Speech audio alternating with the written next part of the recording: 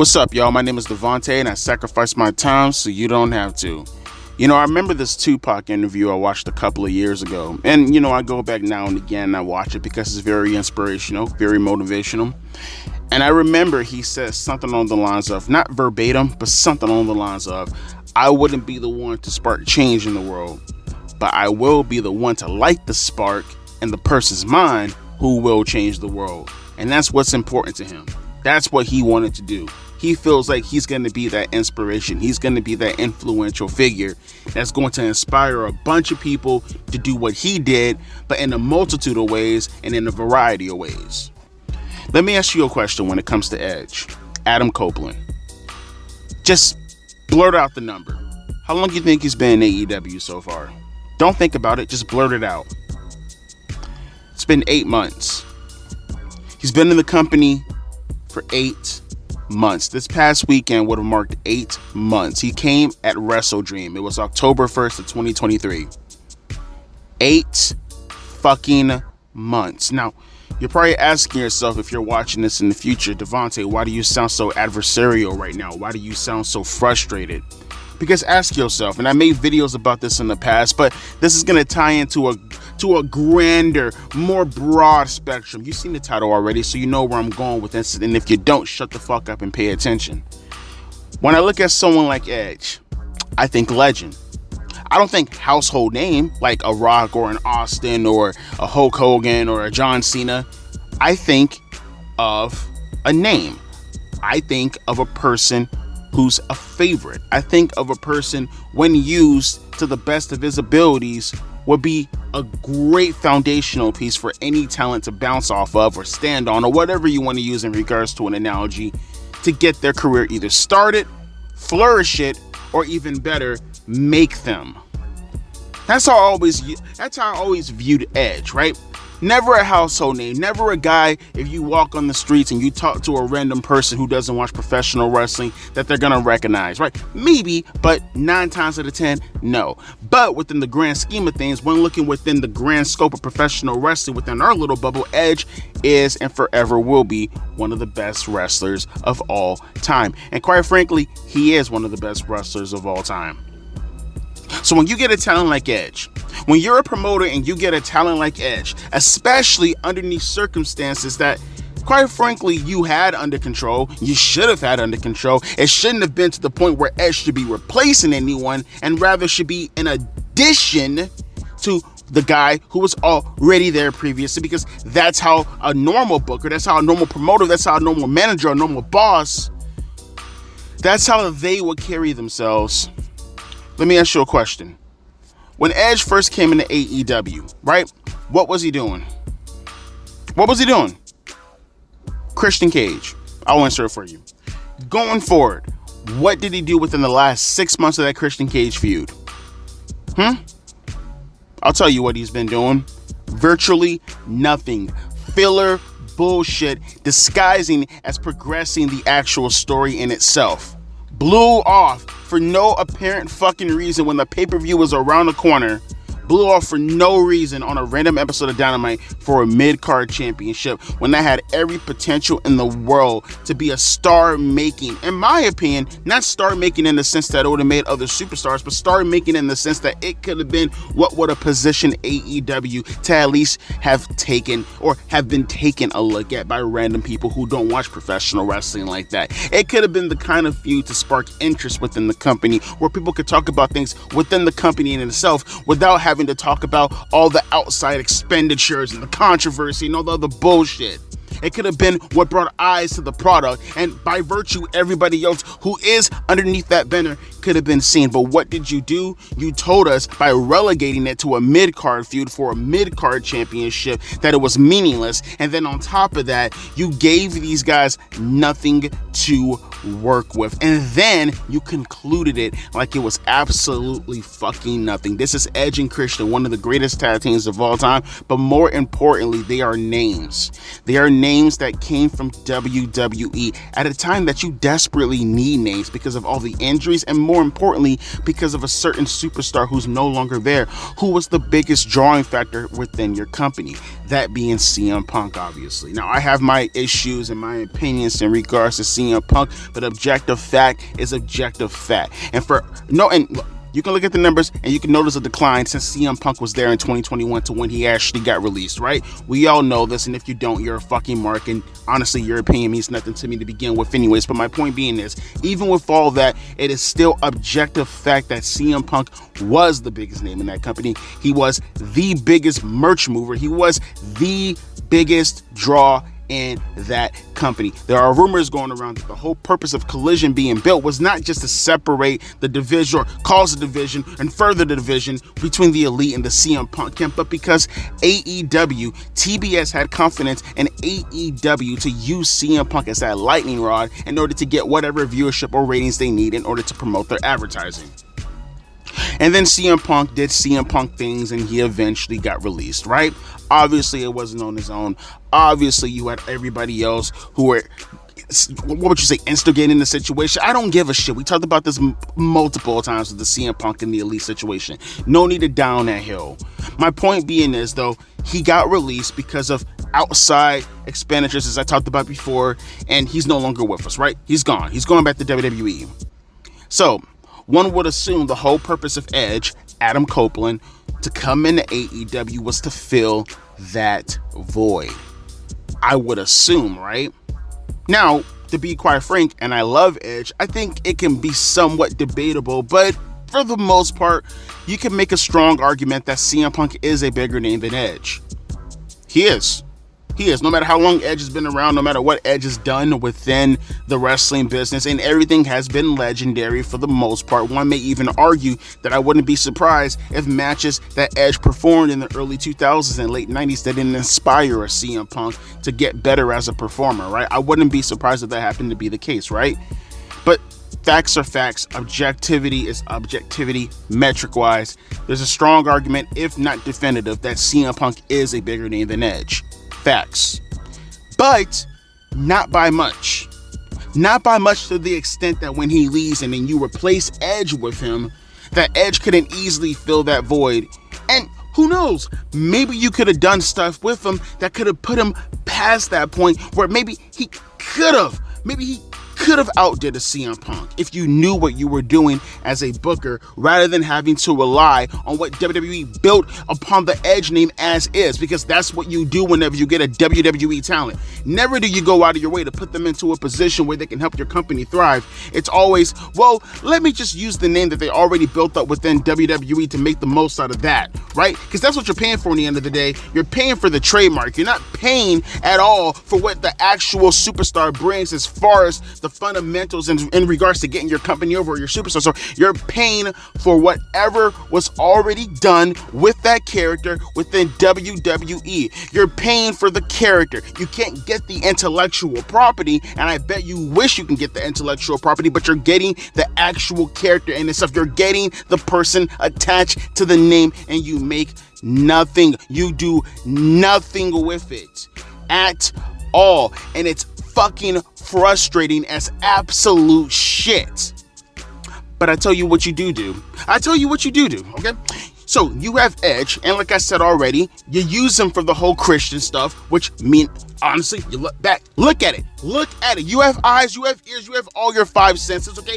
You can look at it just like I did. He did absolutely fucking nothing. Fuck all with that feud, but waste time and have an excuse just to have Edge be on Collision to put him in meaningless fucking matches with people like Griff fucking Garrison.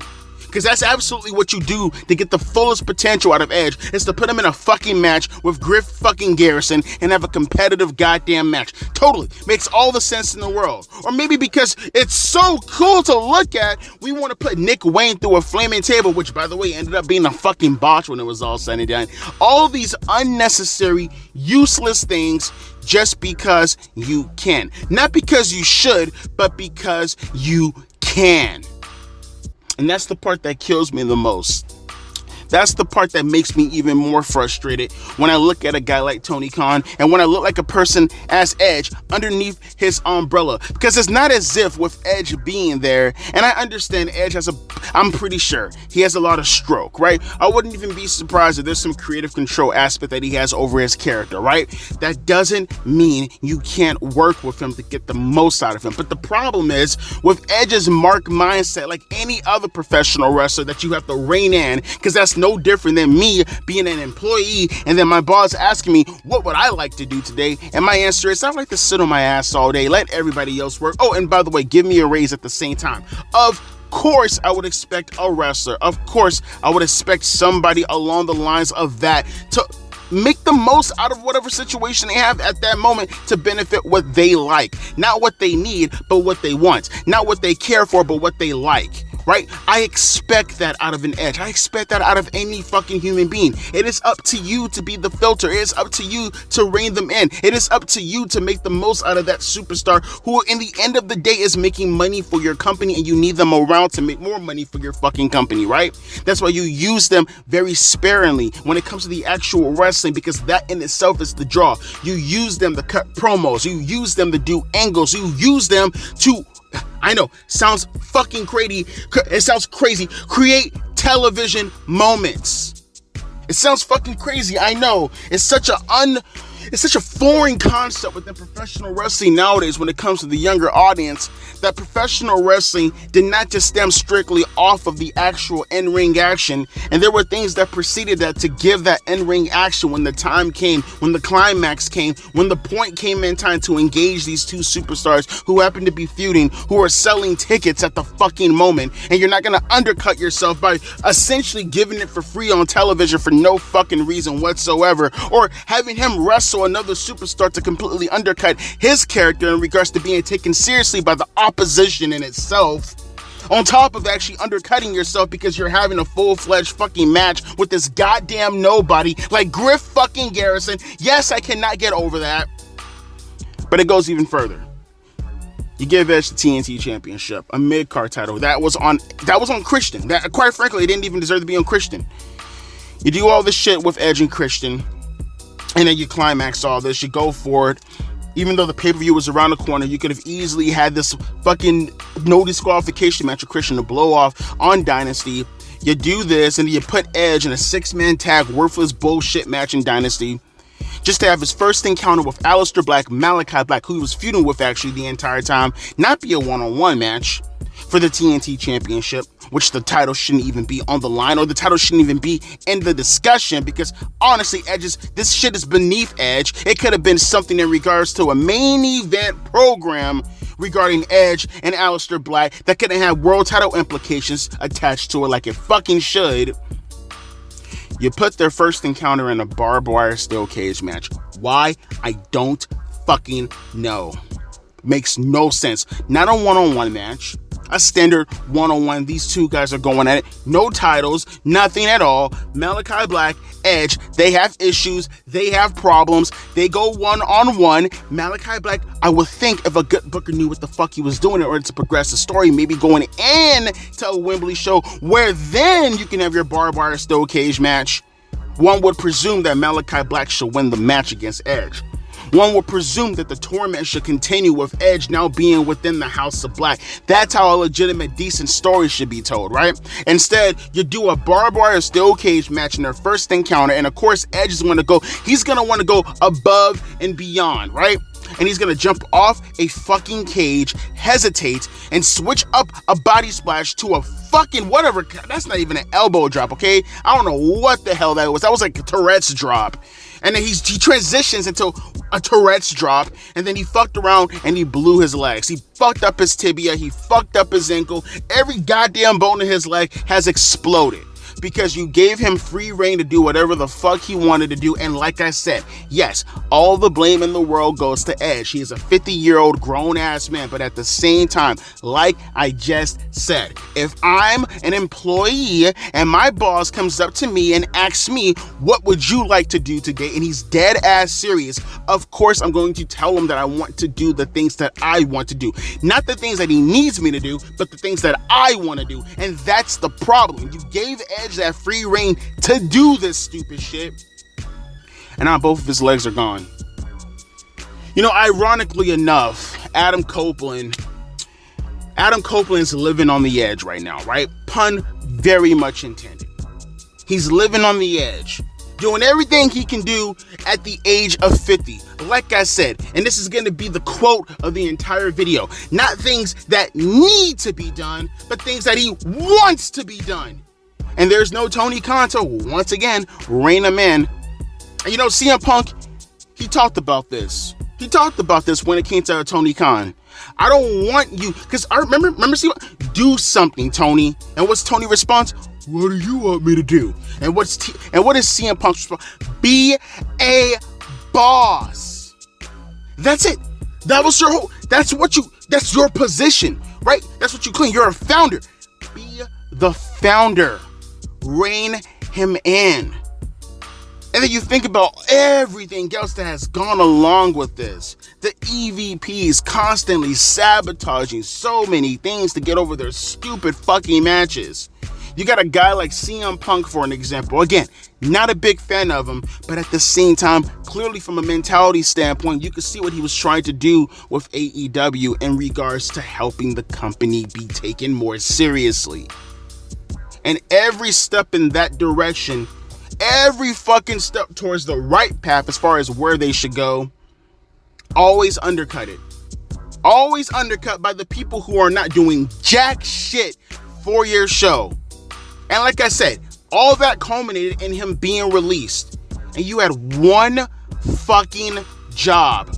You got Edge, a guy coming right off of WWE programming. Not even 2 months off of WWE programming, you got Edge. Right for the fucking picking to do whatever the fuck you wanted to do with him, as far as making him be the guy to establish AEW, to be that guy that could fill that void that CM Punk left wide open. And what do? You put him in a steel cage barbed wire match to break both of his fucking legs. And now what? Now what? And that's all preceding all the other stupid fucking bookings that you've been doing consistently with the man throughout these past 8 months. Edge could have been the kind of guy to build a foundation around.